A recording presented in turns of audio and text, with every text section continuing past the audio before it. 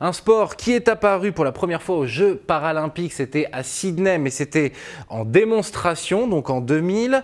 Il fait son entrée aux Jeux paralympiques en 2004 à Athènes et il tire ses origines en 1970 à l'initiative de sportifs quadriplégiques canadiens qui n'arrivaient pas à s'imposer en basket fauteuil. Ils ont inventé un nouveau jeu collectif qui s'appelait initialement le Murder Ball, qui est devenu ensuite le rugby fauteuil. Bonjour messieurs, nous allons parler donc de ce rugby fauteuil. On va commencer avec vous, Corentin. Est-ce que vous pouvez nous expliquer quelques éléments de règles, s'il vous plaît? Bon alors c'est vrai que c'est un sport qui s'appelle rugby fauteuil, qui ressemble pas énormément au rugby qu'on peut connaître et qui passe à la télé, et un sport auquel Adrien et moi on a joué étant plus jeunes.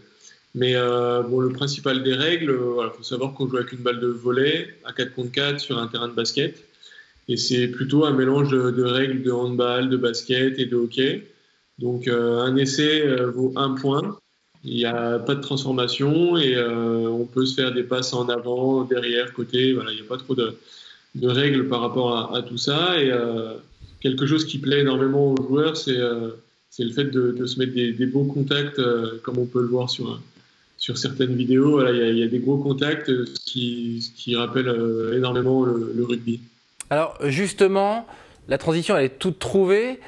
Adrien, est-ce que vous pouvez répondre à cette question? Quels sont les points communs du coup avec le rugby? On vient de le dire, vous jouez avec un ballon de volley, vous jouez sur un terrain de basket, vous jouez à 4 contre 4, on a le droit de faire des passes en avant. La corrélation, elle n'est pas forcément facile à faire. Non, c'est vraiment une discipline à part entière, une discipline qui est complètement différente. Je dirais que les similitudes qu'on peut rencontrer avec le rugby conventionnel, bon, mis à part le fait que ça soit un sport de contact, hein, qui est vraiment ce qui nous relie finalement avec l'autre discipline, ça sera l'état d'esprit, l'importance du groupe, comme tout sport collectif, mais beaucoup plus marqué dans le rugby. Et puis le fait d'aller marquer un essai également, ça c'est les 3 points que l'on peut noter et qui vont faire qu'on se rapproche du rugby que l'on connaît tous. Et vous deux, personnellement, vous êtes deux anciens rugbyman valides. Est-ce que c'est ce que vous recherchiez finalement dans le rugby fauteuil? Un sport de contact qu'on peut faire avec votre handicap, Corentin? Ouais, bah, c'est exactement ça, hein. Moi, j'avais attaqué après mon accident la natation. Et puis, honnêtement, le sport collectif et surtout pouvoir se mettre des bons tampons, c'est quelque chose qui me manquait énormément. Donc, voilà, quand j'ai découvert le rugby fauteuil, ça m'a tout de suite plu. Et puis, bon, c'est quelque chose qu'on recherche forcément. Alors, Adrien, comment se passe un match de rugby fauteuil? Quelles sont les règles? Combien de temps ça dure? Quel est le but? Bah, disons qu'un match de rugby fauteuil s'orchestre un peu comme tous les sports en salle que l'on va rencontrer, type basket, handball. Donc on est sur des quarts-temps, comme au basket, 4 quarts-temps de 8 minutes de temps de jeu effectif.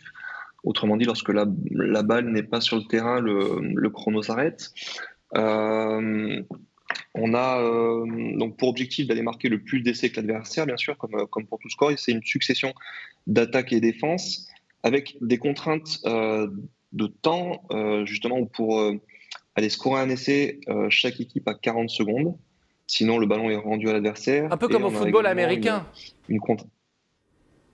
Un peu comme au foot US, mais un peu comme plutôt, je l'apparente plus au basket, tu sais, avec ces 20 et quelques secondes là, que tu dois, 24 secondes, je crois que tu dois pour aller marquer un panier, et puis un temps pour passer le milieu de terrain également. On a 12 secondes pour passer le milieu de terrain, un temps également pour faire la remise en jeu. Enfin voilà, on a toutes ces contraintes finalement temporelles qui font que on est obligé d'organiser nos actions offensives pour aller marquer un essai avec toutes ces contraintes qu'imposent les règles. Dans l'équipe, on essaye d'avoir le plus de joueurs offensifs possible, mais bon, pour atteindre la somme de 8 points maximum avec 4 joueurs sur le terrain, on sera forcément obligé d'avoir des joueurs défensifs.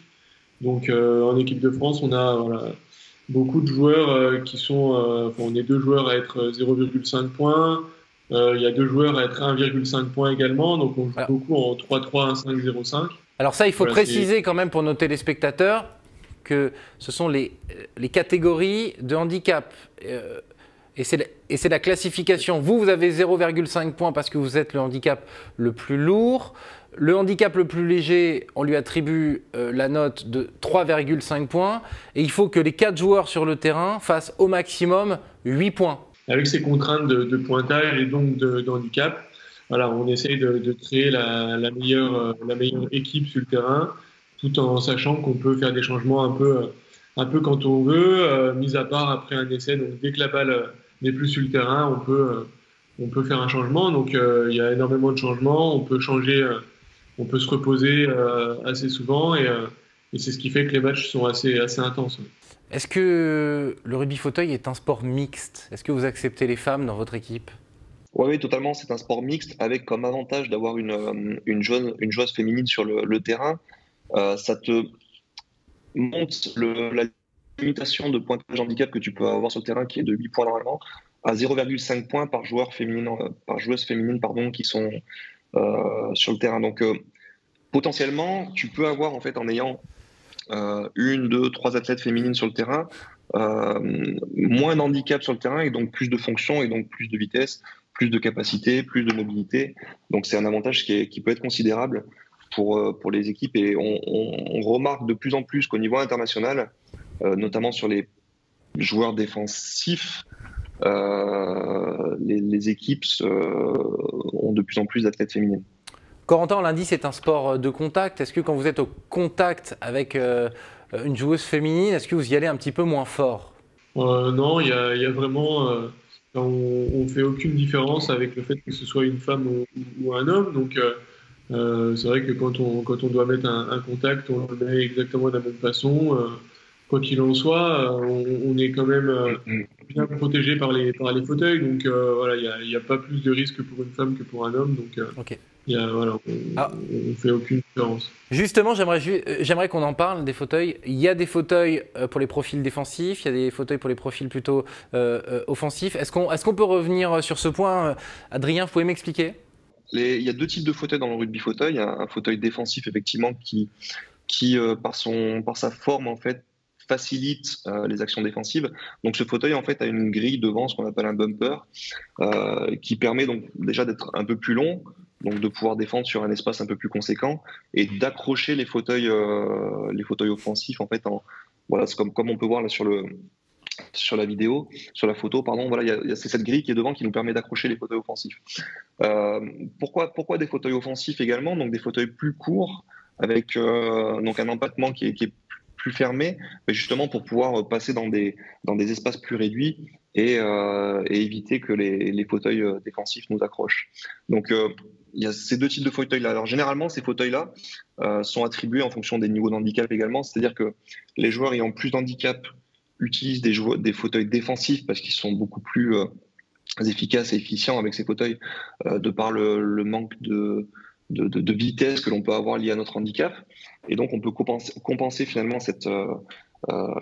l'handicap important que vont avoir ces athlètes-là par le fauteuil qui nous permet d'être plus efficaces.